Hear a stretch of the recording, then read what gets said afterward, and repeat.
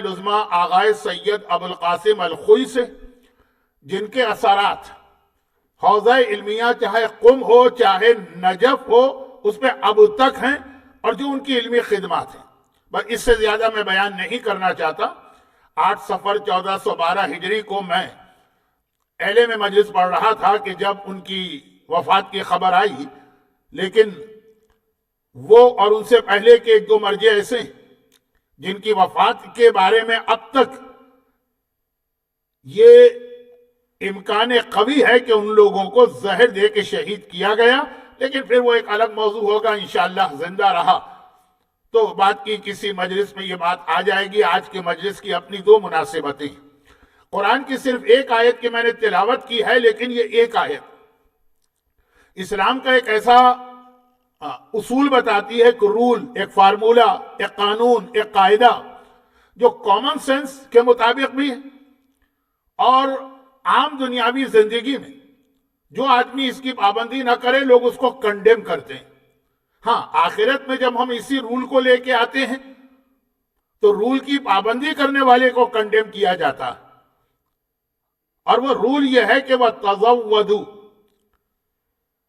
سامان تیار کرو، فَإِنَّ خَيْرَ الزَّادِ التَّقْوَىٰ، بہترین سامان تقویٰ ہے، وَاتَّقُونِ يَا أُولِي الْأَلْبَابِ، اے عقل رکھنے والوں مجھ سے ڈرتے رہنا۔ سورہ بقرہ کی آیت ہے، حج کی آیتوں کے بیچ میں یہ آیت آئی، لیکن جو رول اس میں بتایا گیا وہ خالی حج کا نہیں، اور وہ رول کیا بنا؟ وہ رول یہ بنا کہ ہر وہ کام جو تمہیں فیوچر میں کرنا ہے اس کی پریپریشن پہلے سے ہونی چاہیے۔ اور یہ قرآن نے حج کے حوالے سے کہا تو حج ہم دنیا کا ایک عام سا ٹریول بھی کرتے ہیں تو اس کا خیال کرتے ہیں، پریپریشن ہوتی ہے پہلے سے۔ اور جو زیادہ ٹریولنگ کرتے ہیں ان کو معلوم ہے کہ ایک لسٹ ان کے پاس تیار ہوتی ہے اپنی ٹریولنگ کے لیے کہ جب ٹریول کریں گے کیا کیا سامان لے کے جانا ہے، بلکہ اس میں بہت سی چیزیں ٹریولنگ سے پہلے ہی خرید کے رکھ لی جاتی ہیں۔ اب یہ ٹریولنگ تو چھوڑیے، اگر ہم کو ویکینڈ پہ گروسری کرنا ہے تو ہم جو صحیح لوگ ہیں، کامن سینس رکھنے والے، وہ پہلے سے ایک لسٹ بنا کے جاتے ہیں، اور وہی لوگ فائدے میں رہتے ہیں۔ بلکہ بہت زیادہ ریکمنڈیشن ہوتا کہ لسٹ بنا کے جاؤ تاکہ فضول چیزیں نہ خریدو اور اپنے بجٹ میں رہو، لیکن یہ باتیں شاید میں ذرا سا فضول کر رہا ہوں۔ خلاصہ یہ کہ ہر وہ چیز جس کا ہونا یقینی ہے، کنفرم ہے یہ بات ہو کے رہے گی، اس کی پہلے سے پریپریشن کرنا ہے۔ بلکہ کامن سینس تو کہتی ہے کہ جو چیزوں کے بارے میں خالی چانس ہے اس کے لیے بھی پریپریشن کرو۔ یہاں بھی میں نے دیکھا ہے، اور انگلینڈ میں تو خیر اتنے اس پہ جوک بھی بن گئے کہ صبح سورج چمک رہا ہے اور ایسا لگ رہا ہے اتنا شائننگ سن ہے کہ ایسا لگ رہا ہے کہ سارا دن گرمی رہے گی، لیکن لوگ امبریلا ساتھ لے کے نکل رہے ہیں۔ حتیٰ یہ کہ یہاں تو لوگ شاید پھر بھی ویدر کی رپورٹ پڑھتے ہیں، انگلینڈ میں ویدر کی رپورٹ بھی نہیں پڑھتے، جو ہر گھنٹے کے بعد چینج ہو جاتی۔ تو یہ جو اصول ہے کہ پہلے سے تمہیں تیار ہونا ہے فیوچر میں پیش آنے والی چیزوں کے لیے۔ اچھا، اب یہ دنیا کے اعتبار سے تو ہر آدمی اس چیز کو جانتا، اور جو آدمی پریپریشن نہ کرے لوگ اسی کو برا کہتے ہیں۔ آپ میں سے اکثر کے گھروں میں، شاید ہمارے انڈیا پاکستان میں کلچر کم ہو، لیکن اکثر گھروں میں ایک فرسٹ ایڈ باکس ہوتا ہے، چاہے وہ اس طرح کا پراپر نہ ہو جو گورنمنٹ ریکمینڈ کرتی ہے، لیکن ایک آدھ اسپرین، تھوڑی بہت بینڈیج، بچہ ہے تو زخمی نہ ہو جائے، ساری چیزیں پہلے سے ہوتی ہیں نا۔ اور بہت ساری اس میں سے ایسی دوائیاں ہیں جن کی ضرورت ہی نہیں پڑتی، وہ ایکسپائر ہوتی ہے، اس کو اٹھا کے پھینک دیتے ہیں، پھر بھی گھر میں رکھتے ہیں۔ اور جو آدمی ایسا نہ کرے اور عین وقت پہ ضرورت پڑی، بچہ ہے، اس کا ہاتھ کٹ گیا، خون نکلنے لگا، نہ کاٹن ہے نہ بینڈیج ہے، لوگ اسی کو برا کہتے ہیں۔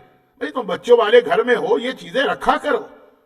لیکن جب آخرت کی بات آتی، اب یہ داڑھی آخرت کی پریپریشن ہے، یہ حجاب آخرت کی پریپریشن ہے، یہ میوزک سے اپنے آپ کو بچانا آخرت کی پریپریشن ہے، یہ حرام مال سے اپنے آپ کو محفوظ رکھنا یہ آخرت کی پریپریشن۔ وہاں پہ لوگ مذاق اڑاتے ہیں۔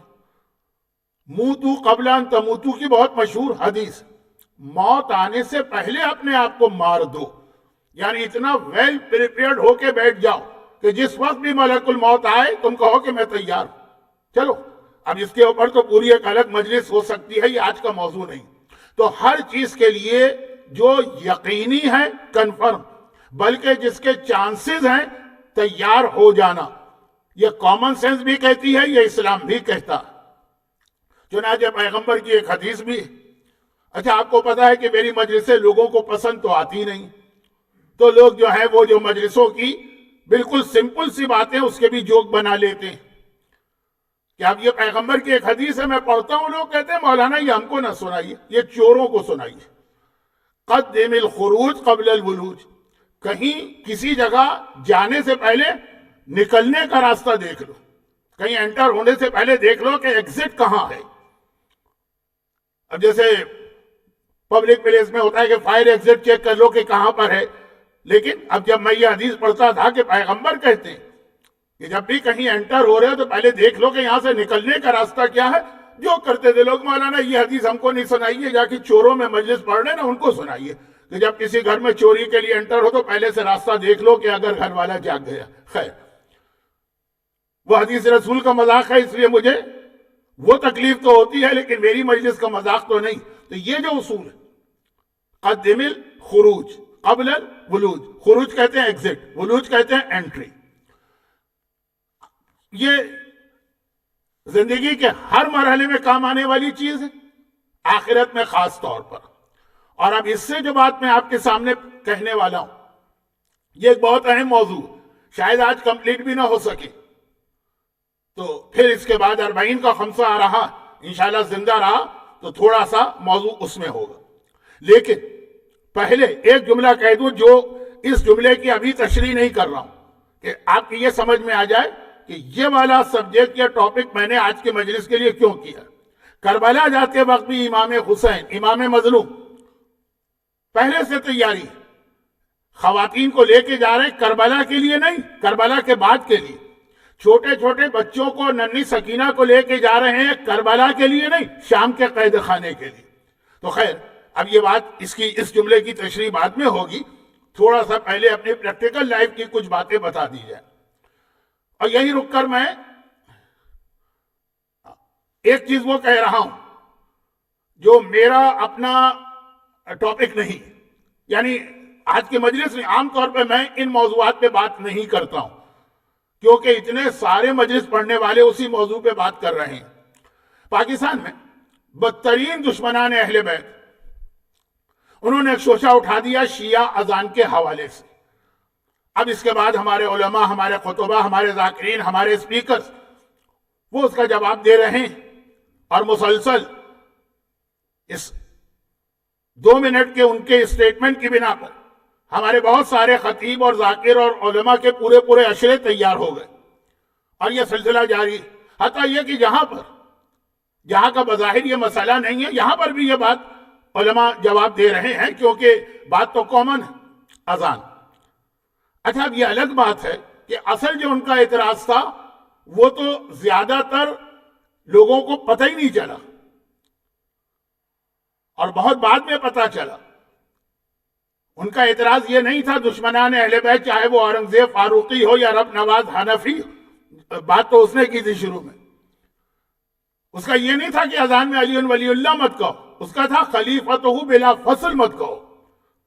وہ خلیفتہ بلا فصل پہ اعتراض ہے کہ اگر علی رسول کے بعد پہلے خلیفہ ہیں تو جن کو ہم پہلا مانتے ہیں وہ کہاں گئے؟ یہ تم ڈائریکٹ ہم پہ ٹونٹ کر رہے ہو اور ہم پر اعتراض کر رہے ہو، دہشت گردی کر رہے. وہ علی ولی اللہ کو دہشت گردی نہیں کہا تھا اس نے، خلیفتہ بلا فصل کو. علی ولی اللہ کو بھی وہ نہیں مانتا، لیکن اس وقت جو ان کا اعتراض تھا وہ یہ تھا.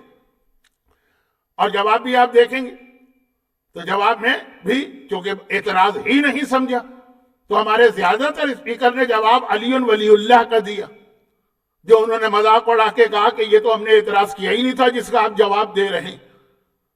اور پھر باقاعدہ انہوں نے خلیفتہ بلا فصل ڈے منایا پاکستان میں کہ یہ ہے ہمارا اعتراض. اچھا، بعض لوگ اس میں اتنا جوش میں آ گئے کہ انہوں نے قم اور مشہد اور کربلا کی اذان لگا دی اپنے فیس بک پیج پہ، اور وہ جو اذان ہے اس میں خلیفتہ بلا فصل ہے ہی نہیں.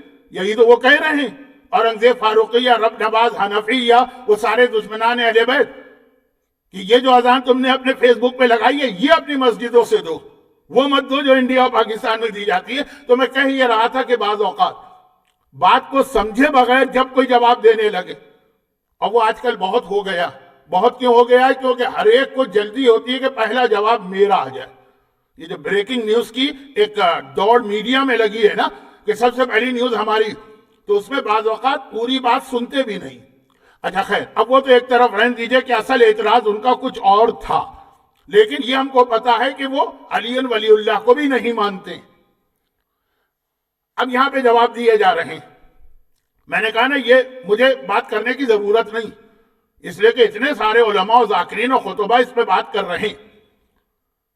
اور اچھا ہے یہ جواب دینے سے پتہ چل رہا ہے کہ شیعہ قوم زندہ ہے، اور وہ ایک ایک چیز دشمنوں کی سمجھتی ہے اور جواب دینے کے لیے تیار.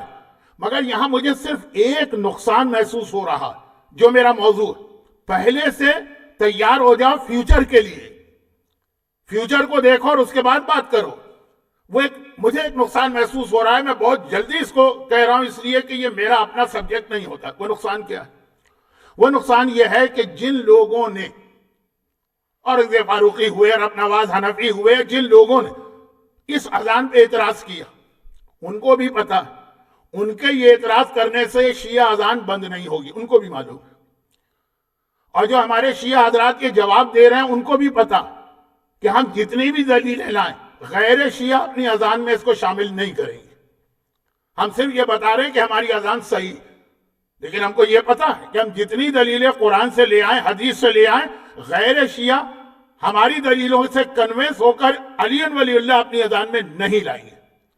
دونوں کو پتا. پھر بھی میں نے کہا جواب ضروری ہے تاکہ پتا چلے زندہ قوم. لیکن اس کا ایک نقصان ہے، اور یہ بڑا خطرناک نقصان ہے، یہ بہت خطرناک نقصان ہے. یہ فتنہ چند سال پہلے کھڑا ہوا، آج کل کے حالات میں تھوڑا دب گیا، لیکن اب جو جواب دیے جا رہے ہیں دوبارہ یہ فتنہ کھڑا ہوگا. وہ کیا؟ ایک دشمن اہل بیت قرآن حدیث سن کر بھی علی ولی اللہ اذان میں نہیں لائے گا، اور دشمن اہل بیت کتنا ہی پروٹیسٹ کر لے کوئی شیعہ اپنی اذان سے اس کو نہیں نکالے گا. تو اب یہ مسئلہ شیعہ اور دشمن اہل بیت کا نہیں رہا، اب مسئلہ ہوا خوشیوں کا کہ ہاں اس جو جواب دیے جا رہے ہیں اس کی وجہ سے ہمارے مراجع کے خلاف ہمارے شیعہ حضرات اعتراض شروع کریں گے. اور یہ بالکل ہو رہا، پہلے بھی ہو چکا ہے، اور اب جو جواب دیے جا رہے ہیں ان کی وجہ سے یہ اعتراض مزید ہوگا. مرجعیت کے اوپر حملہ ہوگا شیعوں کی جانب سے. ان کے اعتراض سے دونوں فرقوں کے عقیدے نہیں بدلیں گے، دونوں مکتب فکر اسکول آف تھاٹ اپنے اپنے طریقے پہ رہیں گے، مگر اس جواب دینے کی وجہ سے، اعتراض نہیں، جواب کی وجہ سے شیعیت کے بارے میں یہ بہت زیادہ چانسز ہے کہ ہمارے بہت سے لوگ بہک جائیں گے. کیسے؟ جتنے جواب دیے جا رہے ہیں ان کی میجورٹی، میں اس لیے کہہ رہا ہوں کہ میں نے سارے جواب تو نہیں سنے، لیکن جتنے سنے وہ اب ذرا بہت مختصر، کیونکہ میرا اصل موضوع کچھ اور ہے. مثلا یہ جواب دیا گیا کہ علی ولی اللہ، اس کے لیے کسی نے کہا نا کہ کس کتاب میں لکھا ہے، کہا کتاب مت دیکھیں، ماں کی شرافت دیکھیں. یہ جواب دیا گیا کہ علی ولی اللہ کے لیے تو خون کی پاکیزگی چاہیے. یہ جواب دیا گیا کہ علی اذان کے اعتراض اذان پہ ہو رہا ہے کہ اذان میں یہ کیوں شامل کیا گیا. جواب یہ دیے جا رہے ہیں کہ علی ولی اللہ کے لیے تو گندا خون والا سمجھے گا ہی نہیں. جواب دیا گیا کہ علی ولی اللہ تو اذان کی روح ہے. اب یہ سارے جواب، اچھا ٹھیک، اس کی وجہ سے وہ قائل نہیں ہوں گے، لیکن اس کی وجہ سے نقصان کیا ہوگا؟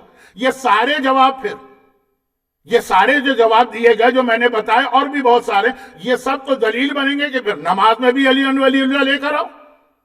کہیں گے جی اس میں کتاب مت دیکھو، خون کی شرافت دیکھو. اس میں کہا جائے گا کہ خون پاکیزہ ہے تو آدمی اذان میں علی ولی اللہ خون پاکیزہ ہونے کی بنا پر ہے تو نماز میں بھی ہونا چاہیے. یہ کہا جائے گا روح اذان علی ولی اللہ ہے تو روح اذان تو چھوڑے، روح نماز علی ولی اللہ. اس دنیا میں ایک نماز نہیں باقی ہوتی اگر علی ولی اللہ نہ ہوتا. تو یہ ساری دلیل جو ہم دشمن کو دے رہے ہیں، دشمن تو نہیں مانے گا، مگر اس کا نقصان یہ ہوگا کہ پھر کچھ عرصے کے بعد، فوراً نہیں، دشمن نے شوشہ شاید اس لیے بھی چھوڑا، فوراً نہیں، کچھ عرصے کے بعد ہمارے ہی کچھ لوگ یہی دلیلیں اٹھا کے نماز کے حوالے سے کہیں گے اس میں بھی علی ولی اللہ. اگر تمہاری ماں شریف ہے، اگر تمہارا خون پاکیزہ ہے، اگر تم روح نماز سمجھتے ہو، جتنے جواب ہیں تو میں بہت مختصر کر رہا ہوں، میرا اصل موضوع نہیں. اچھا اب کہیں گے لے کر آؤ، یہی جواب دینے والے کہیں گے نہیں نہیں مراجع کا فتویٰ نہیں ہے. کہیں گے مراجع کیا بیچتے، مراجع کی کیا حیثیت ہے؟ خون شریف ہونا چاہیے، روح نماز سمجھنا چاہیے، یہ اس کے لیے گندا خون نہیں چلے گا. وہی سارے اعتراضات آ جائیں گے اور پھر ایک بار نماز میں علی ولی اللہ والا مسئلہ اس طرح کا فتنہ بنے گا. میں فتنہ اس لیے کہہ رہا ہوں کہ نعوذ باللہ اس کو فتنہ نہیں کہہ رہا ہوں، اس کی وجہ سے مرجعیت پہ اعتراض شروع ہوتا اور سارے مراجع کو مقصر، ناصبی، دشمن اہل بیت، فضائل کو نہ ماننے والا قرار دیا جاتا. چلے آپ مجھے کہہ لیجیے اگر میں نہ بھی رہا تو شیعت کو کیا نقصان پہنچے گا؟ میں ہوں تو فائدہ کیا ہے نہ رہو. لیکن اگر مرجعیت ختم ہو گئی، اور میں یہ دیکھ رہا ہوں کہ یہ جوابات ایسے ہیں جو دونوں جگہ پہ فٹ آ سکتے ہیں. جو اذان کے لیے دلیل بن رہی ہے وہی نماز کے لیے دلیل وہ لے کر آئیے کہ جس سے نماز تو ثابت ہو، جس سے اذان تو ثابت ہو، لیکن نماز پہ کوئی کسی قسم کا اختلاف نہ ہونے پائے.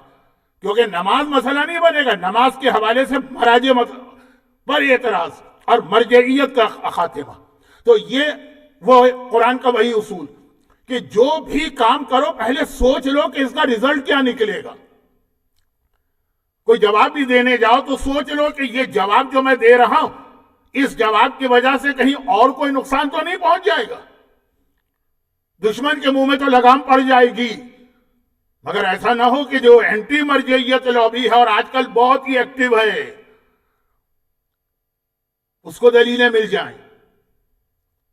اچھا چلے یہ وہ لوگ تو کہیں جن کے پاس اور کوئی جواب نہ ہو، کہیں کیا کریں ہمارے پاس تو یہی جواب ہے، اب اس سے اگر نماز کو نقصان پہنچ رہا ہے تو پہنچیے مرجع کو نقصان. لیکن ہاں شیعت کے پاس ہر چیز کے لیے الگ الگ دلیل.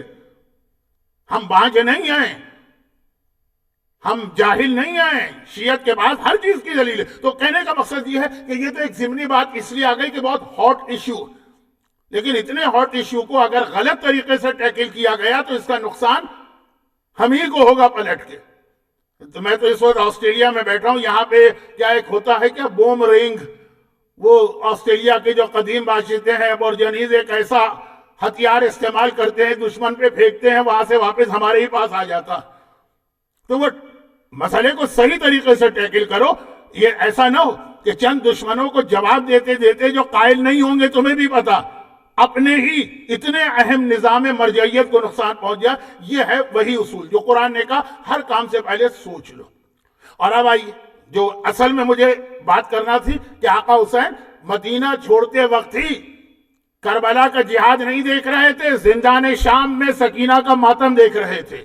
وہاں تک مجھے لے جانا ہے. تو آئیے اب میں اس بات کو چھوڑ کے، یہ تو خالی میں نے اس لیے کہا کہ بہت ہی عظیم مرجع کی برسی کی مجلس ہے آیت اللہ خوئی کی، اور ایک عظیم مرجع آیت اللہ سعید طباطبائی الحکیم انہی کے شاگرد، ان کا حال ہی میں انتقال ہوا. تو تھوڑا سا اس حوالے سے بات بھی ہو جائے، اگرچہ آج کی مجلس میں آگے چل کر پھر اس حوالے سے بات ہوگی، لیکن ابھی آغاز. اب آئیے کہ مومن کیسا ہوتا ہے، یعنی پہلے سے ویل پریپیئرڈ ہوتا، اپنے ہر ایکشن کو دیکھتا ہے کہ اس کا ریزلٹ کیا نکلے گا. خالی اسٹارٹ کو نہیں دیکھتا ہے، اینڈ تک وہ نگاہ ڈالتا ہے. اتقوا فراست المومن فإنه ينظر بنور اللہ. حدیث ہے کہ مومن کی عقل سے اور فراست سے ڈرو، وہ اللہ کے نور سے دیکھتا ہے تو وہ آخر تک دیکھتا ہے کیا ریزلٹ نکلے گا. ابو سفیان نے مولا سے کہا کہ آپ اشارہ کریں پورے مدینے کو ان فوجوں سے بھر دوں جو آپ کے فیور میں. مولا اور مولا سے مراد شہزادی کونین پہ اتنا بڑا ظلم ہوا، لیکن مولا کے لیے لفظ نہیں کہہ رہا ہوں، مومن کا ویژن ایسا ہونا چاہیے کہ وہ دیکھے کہ اس کا اینڈ کیا ہوگا. اسٹارٹ تو ٹھیک ہے، ہو سکتا ہے ہمیں حق مل بھی جائے، اینڈ کیا ہوگا. اور ایک بہت انٹرسٹنگ اس پہ چلے اسٹوری بھی سن لیں.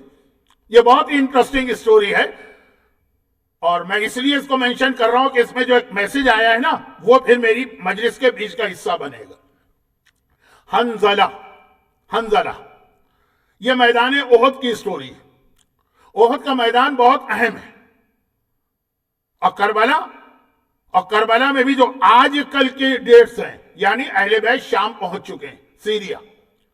احد یزید نے دربار میں بیٹھ کے کہا تھا آج میں نے اپنے بدر و احد کے بزرگوں کا ریونج لیا. اس نے پورے کربلا کے واقعے کو بدر اور احد سے ملا دیا.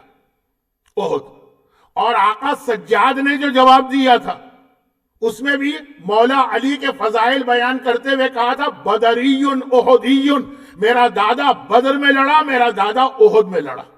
یہ بہت اہم لڑائی ہے احد.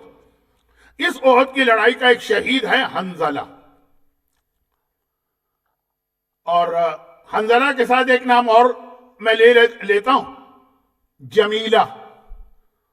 پتہ نہیں، میں بہت ایمبیرسمنٹ فیل کرتا ہوں جب یہ جملہ کہتا ہوں، لیکن کہنا بھی پڑتا. پتہ نہیں کیوں میرا دل کہہ رہا ہے کہ 99% مومنین اور مومنات نے یہ نام نہیں سنا ہوگا، جمیلہ.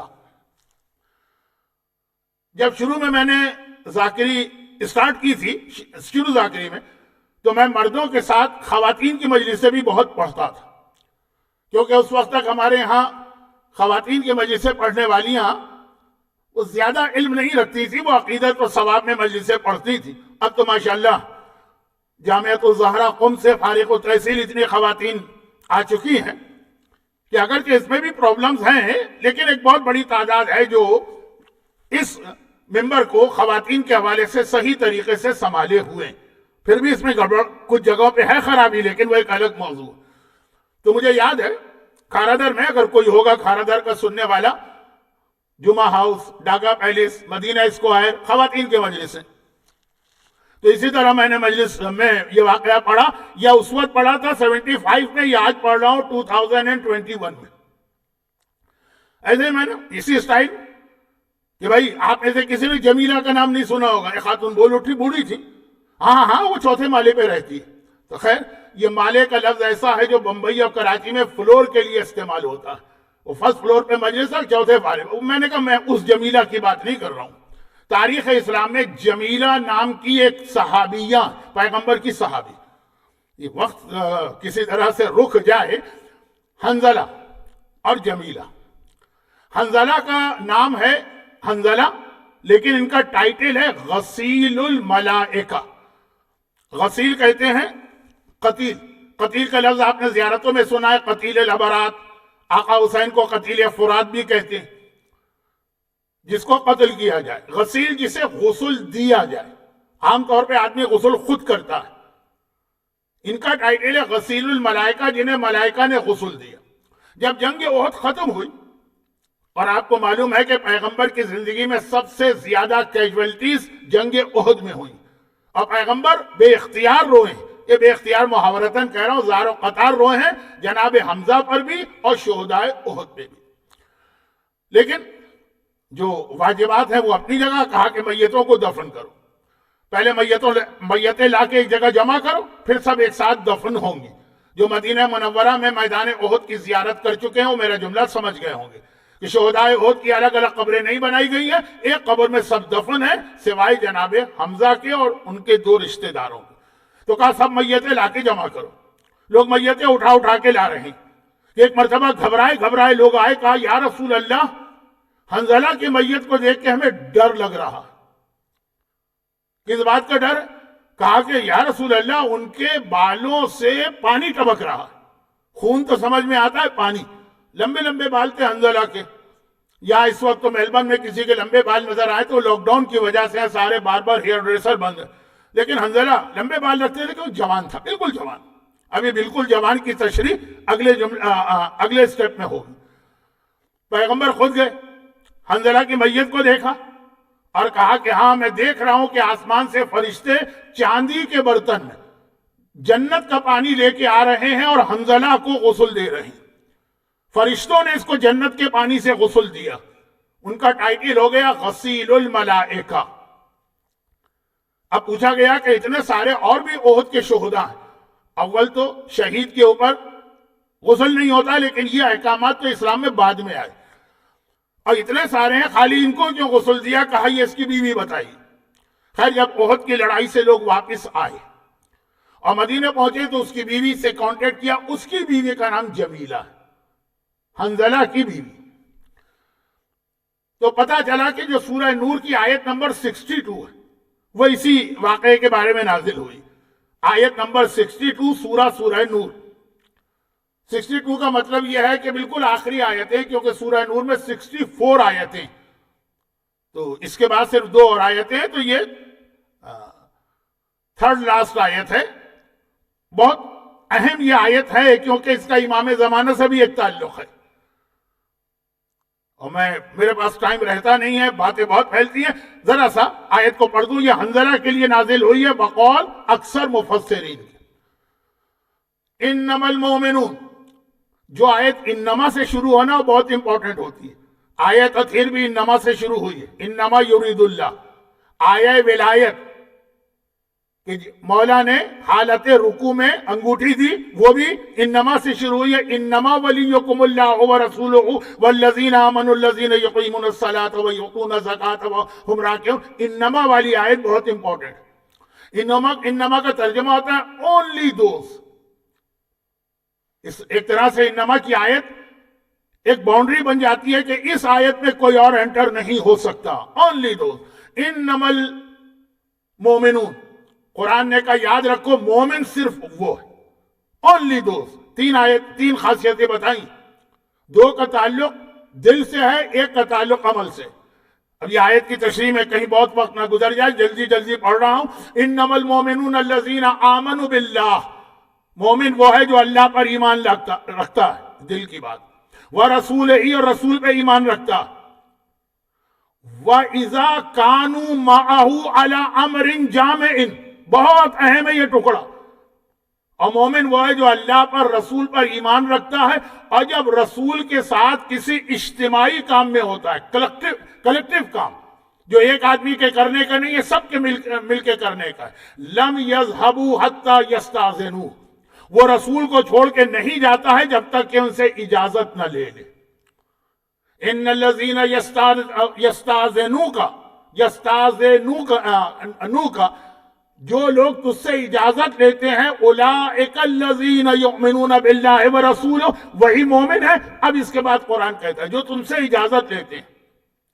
وَإِذَا اسْتَأْذَنُوكَ، جب وہ تم سے اجازت لیں، لِبَعْضِ شَأْنِهِمْ، اپنے پرسنل میٹر کے لیے، شان کہتے کام، اپنے کام، شانہم، اپنے کاموں کے لیے، کوئی دین کا کام نہیں ہے، اسلام کا کام نہیں ہے، اپنا کام ہے، بزنس کو جا کے دیکھنا ہے، گاڑی کو جا کے دیکھنا ہے۔ کہا جب یہ لوگ تم سے اجازت لیں اپنے کام کے لیے، اور میٹر کیا ہے؟ سارے مسلمانوں کا کوئی کلیکٹیو مسئلہ، اور وہ آ کے کہتے ہیں کہ ہمیں اجازت دے دی، ہمیں فلاں کام کرنا، ہم جانا چاہتے ہیں، فَأَذَن لِمَنْ شِئْتَ مِنْهُمْ، اے حبیب یہ تمہاری مرضی، ان میں سے جن کو چاہے اجازت دے دو، یہ رسول کی اتھارٹی ہے۔ وَاسْتَغْفِرْ لَهُمْ، اور ان کے لیے استغفار ضرور کرو کہ انہوں نے اتنے ایمان کا ثبوت دیا کہ تم سے آ کے اجازت لی۔ اب یہ وہ آیت ہے جو بتا رہی کہ اگر کوئی اجتماعی کام بھی ہو، تب بھی اگر کسی آدمی کا پرسنل میٹر ہے، وہ اس سے اپنے آپ کو ایگزمپٹ کروا سکتا ہے، لیکن خود سے نہیں، رسول سے۔ اب میں اس کو جلدی سے بات کو سمیٹوں، بہت چھوٹی بات۔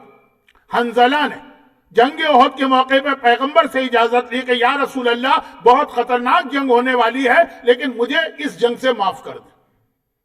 پوچھا آگے، پیغمبر نے کہا چلو ایگزمپٹ۔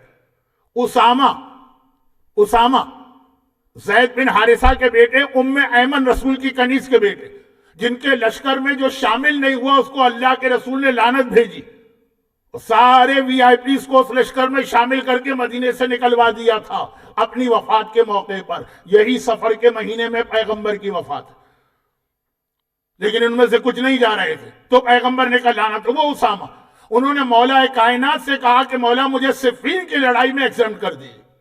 وہ بھی ایک وجہ بتائی، لیکن وقت کہاں۔ مولا نے کہا اچھا میں تمہیں ایگزمپٹ کرتا ہوں۔ آقا حسین جب مدینے سے چلے، سارے مدینے والے برے نہیں تھے، کچھ نے اجازت مانگی ایگزمپشن کی، بلکہ کربلا میں بھی ایک نے کہا تھا کہ مولا مجھے قرضہ دینا ہے، یا میرا بیٹا گرفتار ہے اسے کیسے رہا کروانا ہے، مجھے کربلا سے معاف کر دیں۔ آقا نے کہا جاؤ تم ایگزمپٹ۔ اور آخری جملہ کہہ دوں، دیکھیے یہ آیت بہت اہم آیت بنے گی امام زمانہ کے حوالے۔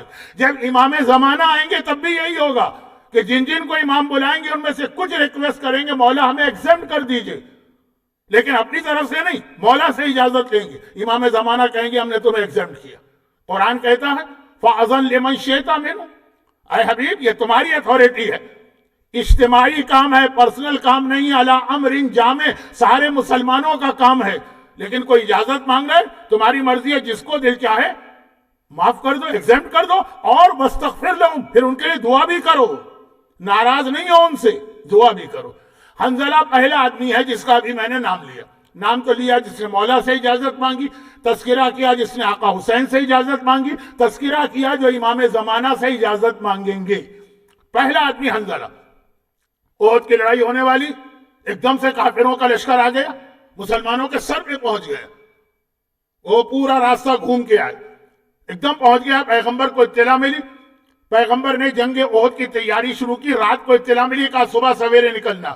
حنظلہ آئے رسول کے پاس، کہا یا رسول اللہ میری تو آج ہی شادی ہوئی اور یہ میری سہاگ رات ہے، یہ میری پہلی رات ہے اپنی بیوی کے ساتھ، ابھی میں گیا بھی نہیں وہاں پہ کہ آپ کا اعلان پہنچ گیا ہے کہ کل احد کے میدان میں جنگ کرنے جانا۔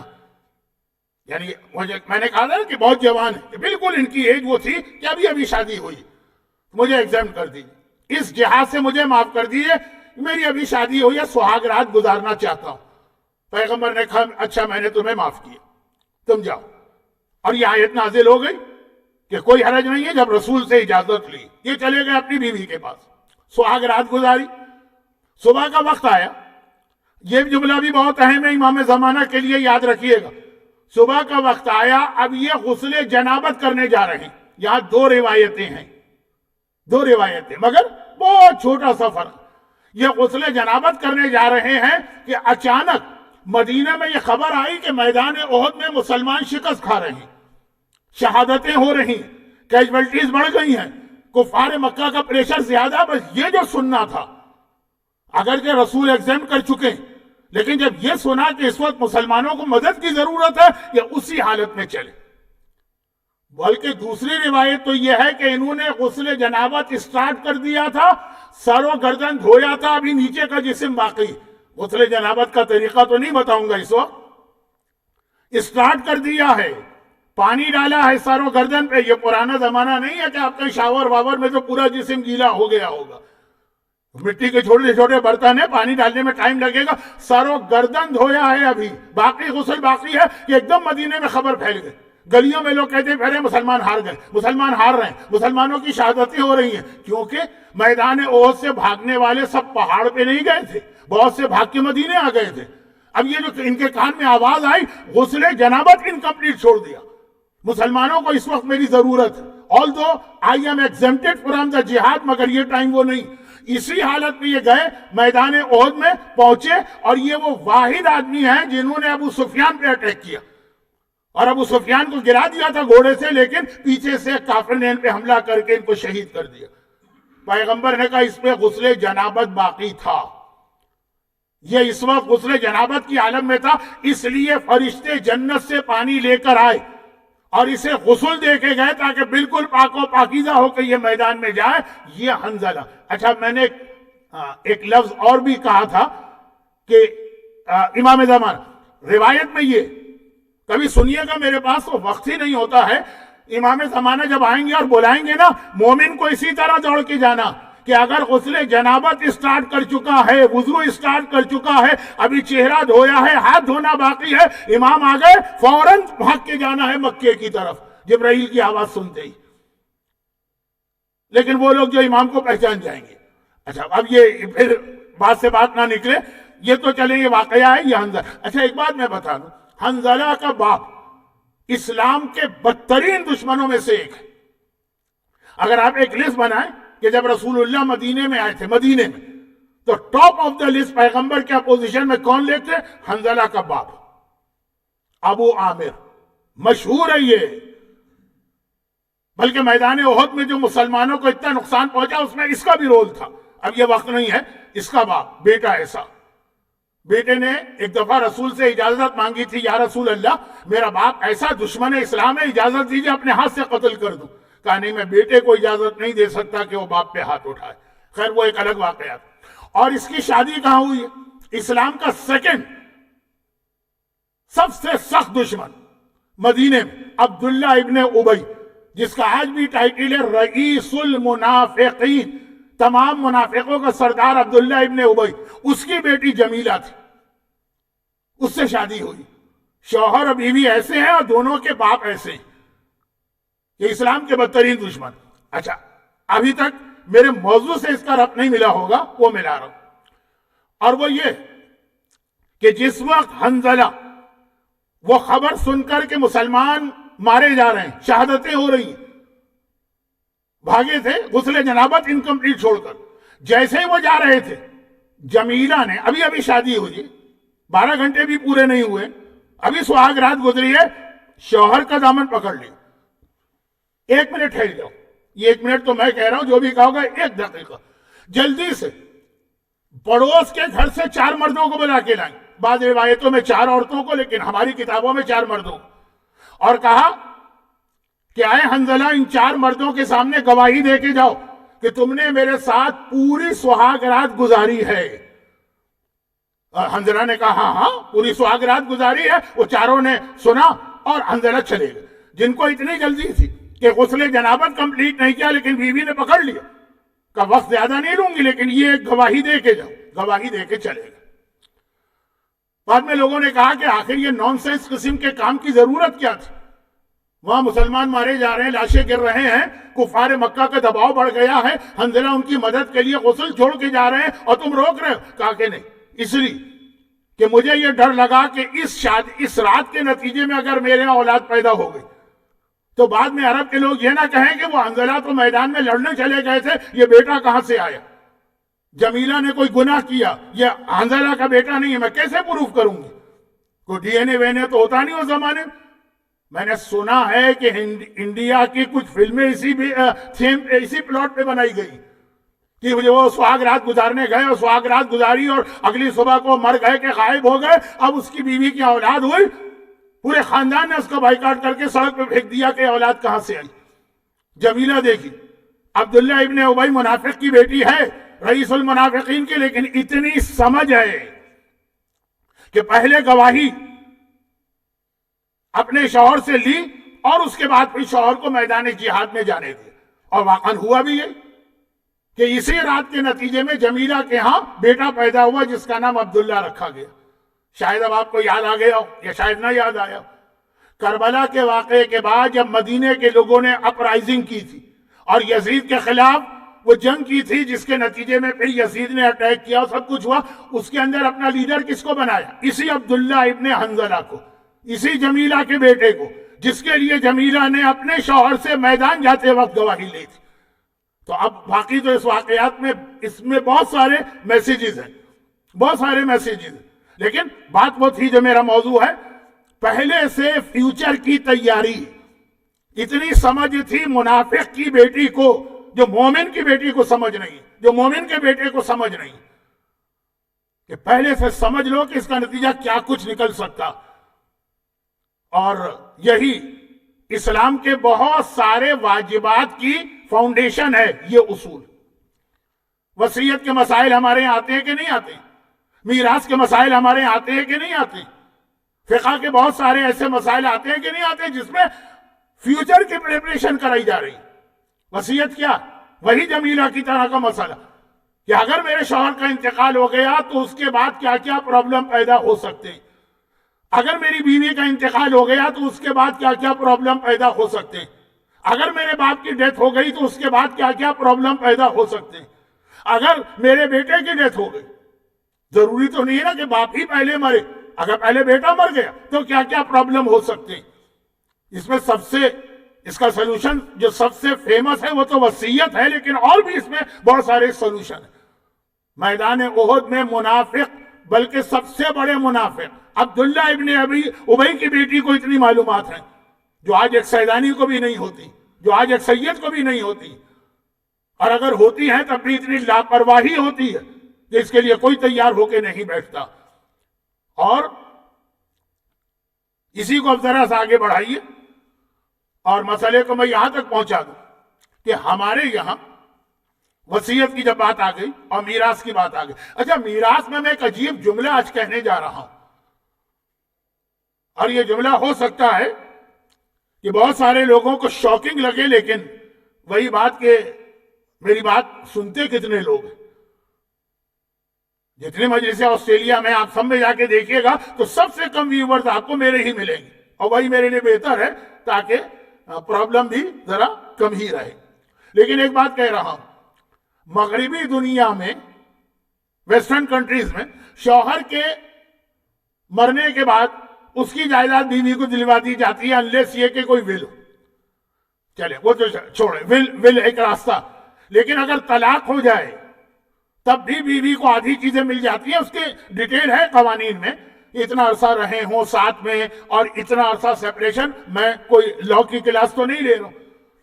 अब उसके अंदर मैंने ये देखा कि हमारे अक्सर मजलिस पढ़ने वाले जिनकी फिक्र बहुत कमजोर होती है, और आजकल बहुत कमजोर है, जो क्लिप मैं देख रहा हूं यूट्यूब के ऊपर, ऐसे ऐसे गलत सलत मसाइल बयान हो रहे हैं कि मेरा तो दिल ही ये चाहता कि सब छोड़ छाड़ के मैं अपने घर में बैठ के यूट्यूब का अपना चैनल शुरू करूं खाली मसाइल वाला।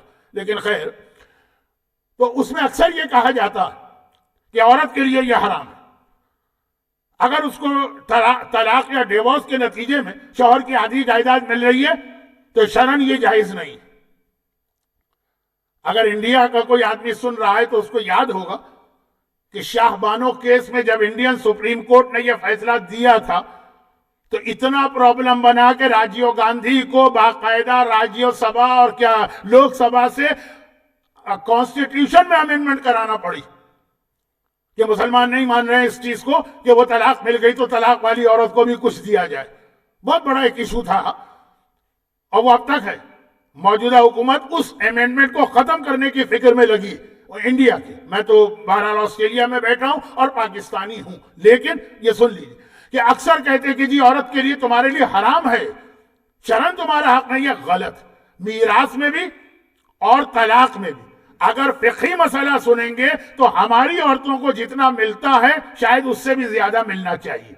मेरा ये जुमला सुन के अमल ना कीजिएगा, इसकी डिटेल उलमा से पूछिएगा, और अगर कभी अल्लाह ने मुझे मौका दिया तो मुझ तालिब इल्म से भी डिटेल सुन लीजिएगा। लेकिन मसाइल न जानने का नतीजा। लेकिन अभी बाकी बातें तो मैं बाद में बयान करूंगा, क्योंकि नेक्स्ट वीक से मुझे 5 मुसलसल मजलिसों का मौका मिल रहा। अब आजकल तो ये है ना कि एक मजलिस होती है, सारी बातें उसमें नहीं आ सकती हैं। तो वसीयत, मीरास, ये सब है फ्यूचर प्रिपरेशन। हंजला के वाकये से मैं रब दे के यहां तक आ रहा हूं, तो एक आखिरी बात अर्ज करके फिर इसको मुकम्मल करूं और जनाब सकीना के जिहाद पर आ जाऊं। और वो ये है कि हमारे यहां एक बहुत बड़ी खराबी इस हवाले से ये हो रही कि नाबालिग उसके माल के हवाले से इंतहा से ज्यादा लापरवाही, खास तौर पर उन वेस्टर्न कंट्रीज में जहां वेलफेयर सिस्टम है, जहां बच्चे को खुद हुकूमत की तरफ से कुछ मिलता। अब शरई मसला तो मैं अगर आपको 2-3 बताऊंगा तो वक्त बहुत गुजर जाएगा, इशारा कर दूं। और वो ये है कि मसलन बच्चे की बर्थडे पर उसके लिए 15 गिफ्ट आए, 5 उसके लिए रख लिए, 10 बांट दिए, बड़े भाई को दे दिए, उसी के बड़े भाई को, या ये कि चचा के बेटे को दे दिया, ये कहा रख लो, किसी मुनासिब मौके पे किसी रिश्तेदार को देंगे। क्या शरन जायज है? ये तो हराम हो गया। बच्चे का हक है, माँ बाप को भी इख्तियार बच्चे में मुकम्मल नहीं होता।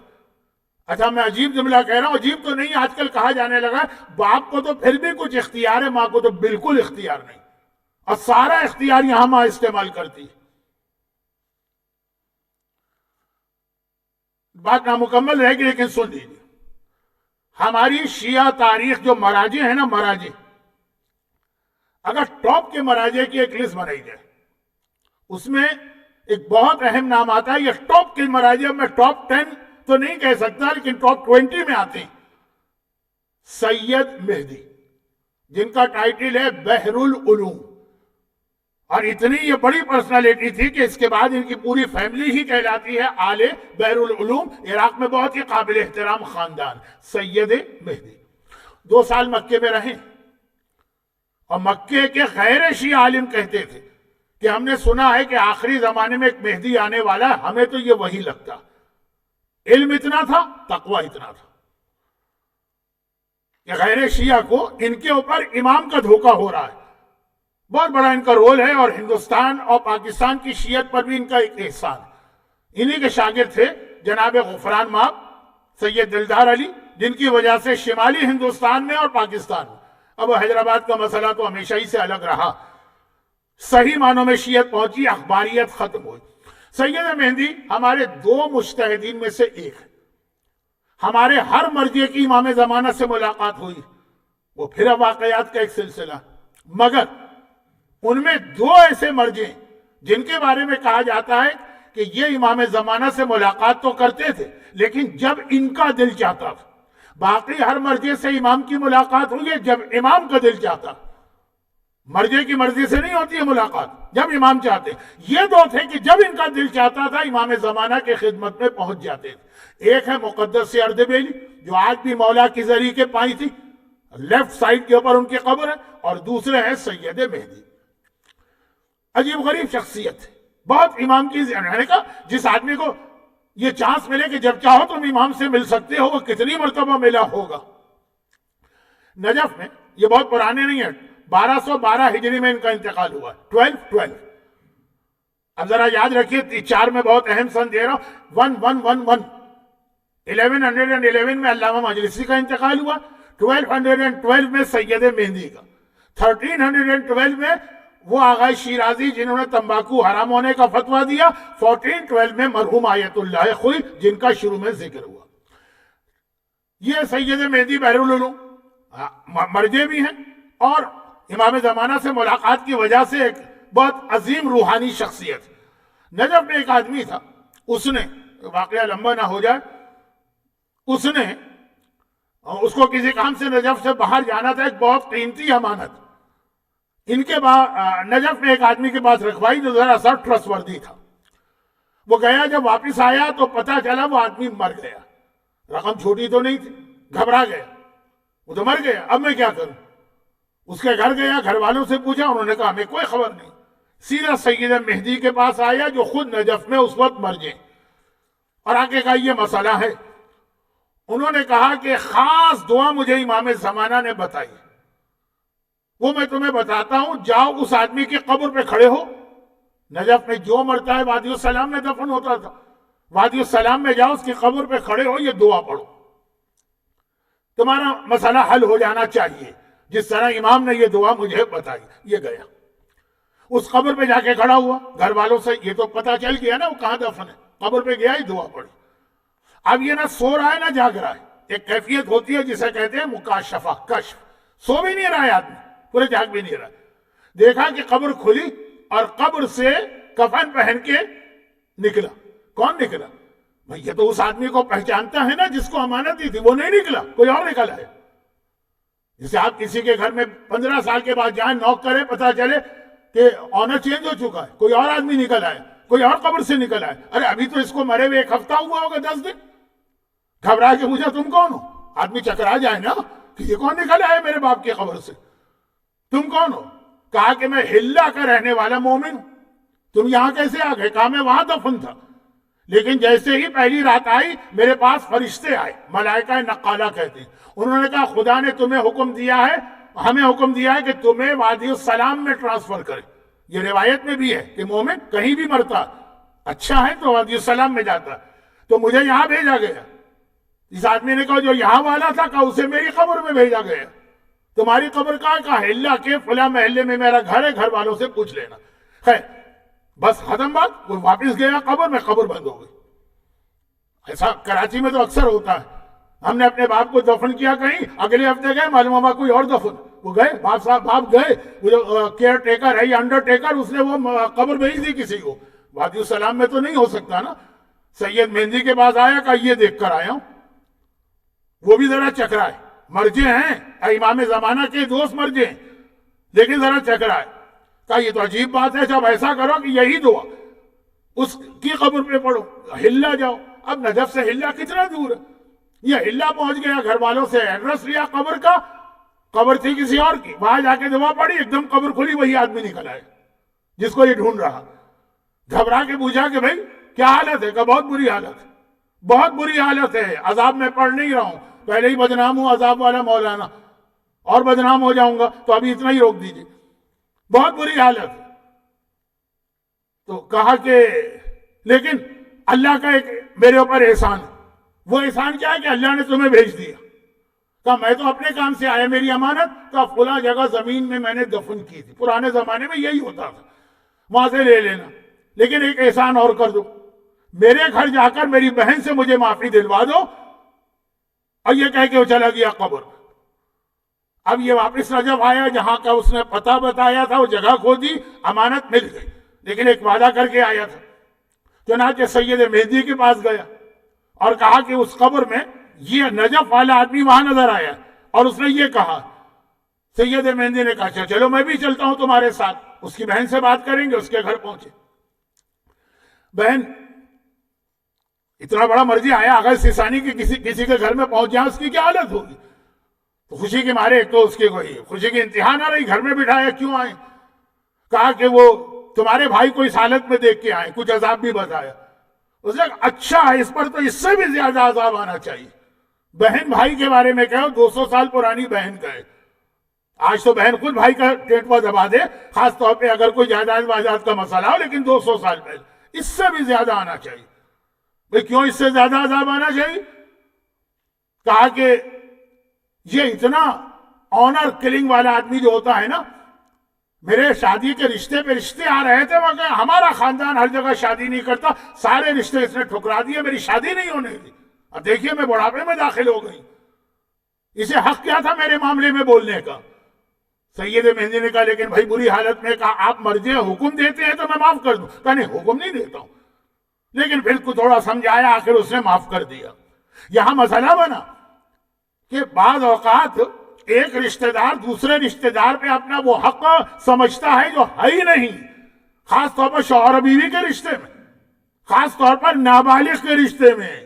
اب اس کو مجھے بہت زیادہ ایلوبریٹ کرنا تھا، لیکن اب وقت ختم ہوئے، 2 منٹ ہو چکے ہیں، اور ابھی غم کا بیان باقی ہے، تو باقی باتیں انشاءاللہ 40 کا جو خمسہ ہے اس میں 5 مجلسوں میں اس میں سے کچھ باتیں مزید آگے بڑھیں گی۔ یہ واقعہ یاد رکھیے گا، قریبی رشتہ دار کو بھی ایک دوسرے پہ حق اور اختیار نہیں ہے، خاص طور پر نابالغ اگر ہے تو سوائے باپ کے، نہ ماں کو، نہ بڑے بھائی کو، نہ چچا کو، نہ ماموں کو، حتی باپ مر جائے تب بھی نہیں۔ اور جو کچھ ہمارے یہاں ہو رہا سب لا علمی میں ہو رہا، ورنہ وہ ماں جو اپنے آپ کو قربان کر دے اپنی اولاد پر، وہ کیا اپنے بیٹے پہ ظلم کرے گی؟ لیکن لا علمی میں ظلم ہو رہا، ورنہ بہرحال دنیا کتنی ہی خراب ہو جائے، ابھی بھی مائیں اولاد کی خاطر ہر قربانی دینے کو تیار، باپ تو سوچ بھی نہیں سکتا ہے جو ماں قربانی دیتی۔ ہاں اگر کربلا کی ماں ہو تو بات دوسری، کربلا کی ماں ہو تو وہ اپنی اولاد کو اپنے ہاتھ سے قربان کر دے، لیکن دین کے لیے، کسی آنر کلنگ پہ نہیں، اپنے کسی ایروگنس پہ نہیں، اپنے کسی ایگو پہ نہیں۔ عجیب ماں تھی کربلا کی، لیکن کربلا میں سب سے زیادہ غمگین ماں کون تھی؟ ہر ماں خوش تھی، سب سے زیادہ غمگین ماں کون تھی؟ شب عاشور آقا حسین خالی مردوں کا امتحان نہیں لیا، وہ تو بہت مشہور ہے ہمارے یہاں کہ نماز مغربین ہوئی، پھر آقا نے چراغ گل کر کے کربلا کے مجاہدوں کا امتحان لیا، وہ ٹھیک ہے۔ آدھی رات کے قریب آقا نے کربلا کی بیویوں کا بھی امتحان لیا، اور وہ اس طرح سے کہ آدھی رات تک سب عبادت کر رہے ہیں، آقا حسین بھی عبادت کر رہے ہیں، آدھی رات کے بعد اپنے مصلے سے کھڑے ہوئے، اپنے حجرے سے باہر آئے۔ ابھی تو آسٹریلیا میں اتنے ریسٹرکشنز ہیں، ورنہ ساری دنیا سے زائرین کربلا معلیٰ کا رخ کر رہے ہیں اور خیمہ گاہ کی زیارت کر رہے ہیں، اور آسٹریلیا کے بھی ہر مومن اور مومنہ نے حال ہی میں پچھلے 8-10 سال میں خیمہ گاہ کی زیارت کی ہے، بالکل درمیان میں آقا حسین کا خیمہ ہے، اپنے خیمے سے باہر آ، ہر طرف سناٹا و سکوت ہے، صرف ذکر خدا کی آوازیں آ رہی، صرف تلاوت قرآن کی آوازیں آ رہی۔ ایک ایک خیمے کا جائزہ لیتے چلے، ان بیویوں کو بھی تو دیکھوں، لیکن خیمے کے اندر نہیں جا رہے، اور ہر بیوی بہت خوش، اور کل کے جہاد کے لیے اپنی قربانی تیار کر رہی۔ ہاں جو ماں کی فطری محبت ہے وہ اپنی جگہ، فروا کو دیکھا، قاسم کو اپنے سامنے تیار کر کے بٹھایا ہے، اور کہہ رہی ہے قاسم تیری ماں سیدانی نہیں، ایسا نہ ہو کل کے جہاد میں تو بچہ ہے، ڈر جائے تو لوگ کہیں یہ فروا کے دودھ کی خرابی۔ آگے بڑھے، ام لیلہ کا خیمہ نظر آیا، ماں کی گود میں سر رکھے 18 سال کا جوان لیٹا ہے، اور ماں اپنی انگلیوں سے 18 سالہ جوان کے بالوں میں کنگھی کر رہی ہے، دوسرے ہاتھ میں شمع یا موم بتی ہے، چہرے کی زیارت کر رہی ہے۔ لال، ماں ایک مرتبہ اور تیرے چہرے کی زیارت کر لے۔ زینب کبریٰ کے خیمے کے قریب سے گزرے، دیکھا اون بہت چھوٹا ہے، محمد بہت چھوٹا ہے، دونوں کو سامنے بٹھایا ہے، ایک کے سر پہ ان کے دادا جعفر طیار کا امامہ رکھا ہے، ایک کے سر پہ ان کے نانا حیدر کرار کا امامہ ہے، اور انہیں کبھی دادا کے کارنامے بتا رہی، کبھی خیبر و احد کے کارنامے بتا رہی، اور کہہ رہی ہے لیکن بیٹا جب کل تم فرات پر قبضہ کرنا تو ماں دودھ نہ بخشے گی اگر اصغر سے پہلے تم نے پانی پی لیا، میرا اصغر پیاسا رہے اور تم پانی پی لو۔ آقا کی آنکھوں میں بھی آنسو آ گئے، ایک ایک خیمے کو دیکھیں، ہر بی بی کے خیمے کی یہی کیفیت ہے، ہر بی بی کے لیکن صرف ایک خیمہ ایسا جہاں بی بی خوش نہیں ہیں، تیاری نہیں کر رہی ہیں، رو رہی ہیں، اور ایسا رو رہی ہیں کہ آواز خیمے سے باہر آ رہی۔ حسین نے دیکھا یہ خیمہ رباب کا ہے، ایک مرتبہ خیمے میں داخل ہوئے، دیکھا اصغر کے گہوارے پہ سر رکھ کے رباب رو رہی ہیں۔ حسین نے کہا رباب کیا بات ہے، خیریت تو ہے، اصغر تو ٹھیک ہے؟ رباب نے تڑپ کے کہا مولا میرا اصغر سلامت تو ہے، مگر میں اسی بات پہ رو رہی ہوں، جب میری آپ سے شادی ہوئی تو میں نے اپنے آپ کو کائنات کی سب سے خوش قسمت عورت سمجھا کہ اللہ میں محمد مصطفیٰ کے گھر میں آئی، میں فاطمہ زہرا کی بہو بنی، میں علی مرتضیٰ کی بہو بنی، جوانان جنت کا سردار میرا شوہر قرار پایا۔ پھر اللہ نے مجھے اولاد دینا شروع کی، بڑی اولاد بچی تھی، اس کے بعد یہ اصغر پیدا ہوا، فیملی کمپلیٹ ہو گئی نا، بیٹا بھی ہو گیا، بیٹی بھی ہو گئی۔ میں نے سوچا مجھ سے زیادہ خوش قسمت کوئی نہیں ہے، لیکن آج میں اپنی بدقسمتی پہ رو رہی ہوں، ہر بیوی کو دیکھ رہی ہوں وہ اپنی قربانی تیار کر رہی ہیں، کل یہ شہزادی فاطمہ کے سامنے سرخ رو جائیں گی، لیکن ہائے رباب خالی ہاتھ جائے گی، اس لیے کہ جو چلنے کے قابل ہے وہ لڑکی ہے، اور لڑکیاں میدان میں جاتی نہیں ہیں، اور لڑکے اگر میدان میں جاتے ہیں تو میرا اصغر اتنا کم سن ہے کہ گھٹنوں کے بل چلا کے بھی نہیں لے جا سکتی۔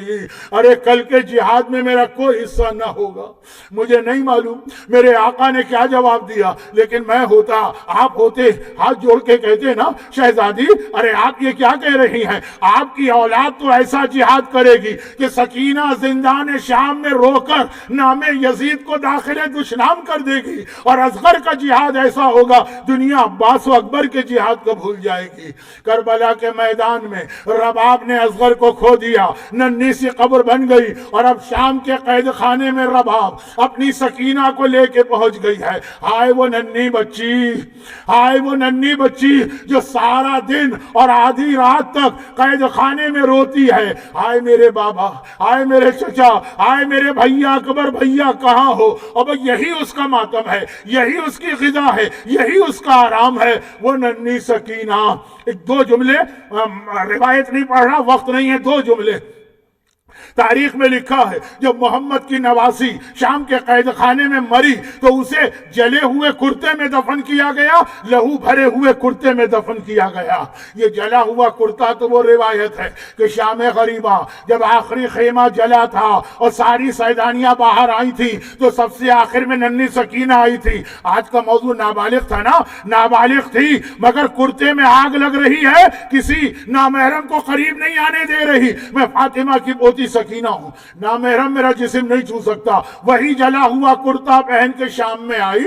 ذرا اندازہ کریں سیدانیوں کے پاس، زینب کبریٰ کے پاس ایک لباس دوسرا نہیں ہے جو اپنی بچی کا کرتا بدلے، اور لہو بھرا ہوا کرتا کون سا ہے؟ وہ روایت جو آپ سنتے ہیں کہ جب سکینہ کو اونٹ پر بٹھایا گیا تھا اور سکینہ گر گئی تھی تو زینب نے کہا تھا اے شبر یہ بچی اکیلے اونٹ پہ نہیں بیٹھ سکتی، اسے میری گود میں بٹھا دے ورنہ پھر گرے گی، اور شمر نے کہا تھا یہ بچی اب نہیں گرے گی، اب نہیں گرے گی، اور کیا انتظام کیا تھا؟ ایک رسی لے کے آیا تھا، سکینہ کو اونٹ کی پیٹھ پہ لٹایا تھا، رسی سے ننھی بچی کے بدن کو اونٹ سے باندھا تھا، اور عرب کا یہ اونٹ جب دوڑتا تھا تو بابا کے نرم سینے پر سونے والی سکینہ کا سارا جسم اس طرح زخمی ہوتا تھا کہ جب شام میں یہ قافلہ پہنچا سکینہ کا سارا بدن زخمی ہے، سارا کرتا خون سے بھرا ہوا ہے، یہی خون بھرا ہوا کرتا پہن کے، یہی جلا ہوا کرتا پہن کے سکینہ نے زندان شام میں آج رات تک کی قید گزاری، مگر آج رات آ گئی، سکینہ کا ماتم بڑھ گیا، یزید نے حسین کا کٹا ہوا سر بھجوایا، اور یہ کٹا ہوا سر جیسے ہی سیدانیوں کے سامنے پہنچا، جیسے ہی یہ کٹا ہوا سر زندان، اللہ آپ کو اس قید خانے میں لے جائے۔ آج تو آپ کو بہت شاندار قید خانہ نظر آئے گا، مگر یہ کٹا ہوا سر پہنچا، جیسے ہی بیویوں کی نگاہ پڑی، بیویوں نے کیا کیا جو آپ کریں گے، ساری بیویاں اپنی جگہ سے کھڑی ہو گئیں، کٹے ہوئے سر کا رخ کیا، پہلے تو آقا کی زیارت پڑی، السلام علیک یا ابا عبداللہ، السلام علیک یا ابن رسول اللہ۔ پھر زینب نے کٹا سر سکینہ کی گود میں دیا، ننھی سکینہ جھکی، اور تاریخ لکھنے والے نے کہا کہ آج تاریخ الٹی ہو گئی، ہمیشہ حسین جھک کے بچی کا بوسہ لیتے تھے، آج بچی جھک کے بابا کا بوسہ لے رہی ہے۔ بابا ذرا دیکھ تیرے بعد مجھ پر کتنے ظلم ہوئے، میرے رخسار تماچے کھاتے کھاتے نیلے پڑ گئے، میرا بدن کوڑے کھاتے کھاتے سیاہ پڑ گیا، اور ایک مرتبہ میرے کان جمع ہوا خون، اور ایک مرتبہ بچی چپ ہوئی اور کہا بابا میں تو اپنی فریاد کر رہی ہوں، تو مجھ سے زیادہ زخمی ہے، ارے تیرا گلا کٹا ہے، ارے تیری ریش مبارک تیرے خون سے بھری ہے، ارے تیرے ہونٹوں پر اب تک یزید کی چھڑی کے نشان ہیں۔ اور فریاد کرتے کرتے بچی چپ ہو گئی، بچی خاموش ہو گئی۔ زینب گھبرائی، سجاد بیٹا ذرا میری بچی کو تو دیکھ، سکینہ کو کیا ہوا؟ سجاد میرا مولا، سجاد میرا آقا، سجاد عابد بیمار آگے بڑھا، خدا کسی جوان بھائی کو چھوٹی بہن کی یہ حالت نہ دکھائے۔ ایک مرتبہ سکینہ کا بازو تھاما، پلٹ کے پھوپھی کو دیکھا، انا للہ و انا الیہ راجعون، پھوپھی اماں میری بہن سکینہ مجھے چھوڑ کے بابا کے پاس چلی گئی۔ غسالہ کو بلایا تو گیا، مگر وہ چیخیں مارتی بھی باہر آ گئی، ارے اس بچی پہ کتنا ظلم کیا، سارا بدن زخمی ہے۔ اور آقا سجاد زندان شام میں ننھی بہن کی میت لے کے بڑھ رہا، وہ زری آپ کو یاد ہوگی جو آپ نے شام میں دیکھی ہے، اسی کے نیچے وہ ننھی سی قبر تیار کی، آقا سجاد اپنے ہاتھوں سے سکینہ کو قبر میں اتار رہا۔ میں نے روایت میں نہیں دیکھا، مگر میرا دل کہتا ہے کہ کوئی تعجب نہیں ہے اس موقع پر قبر سے دو ہاتھ باہر آئے ہوں اور فاطمہ زہرا کی آواز آئی ہو، سجاد بیٹا بس تیرا امتحان پورا ہوا، اپنی بچی کو لینے میں آئی ہوں، فاطمہ آئی ہے، لا میری بچی کو میرے حوالے کر۔ اجرکم اللہ، اجرکم اللہ۔ پروردگارا وہ وقت جلد از جلد لا کہ ہم دوبارہ ہماری خواتین شہزادی سکینہ کے تابوت کو برآمد کر کے اپنی ساری حاجتیں بھی پیش کریں اور اپنے آنسوؤں کا نذرانہ بھی اس پیاسی بچی کو پیش کریں۔ خدا بندہ مصائب سکینہ کا واسطہ سکینہ کے چاہنے والوں اور چاہنے والیوں کی ساری حاجتیں پوری فرما، سکینہ کا واسطہ ہر صاحب ایمان کو اولاد کے ہر صدمے سے محفوظ فرما، لیکن دین کو ضرورت ہو تو ہر باپ اور ماں کو اپنی اولاد قربان کرنے کا جذبہ عطا فرما۔ خدا بندہ ان مظالم کے انتقام کے لیے امام زمانہ کے ظہور میں تعجیل فرما۔ اب ہم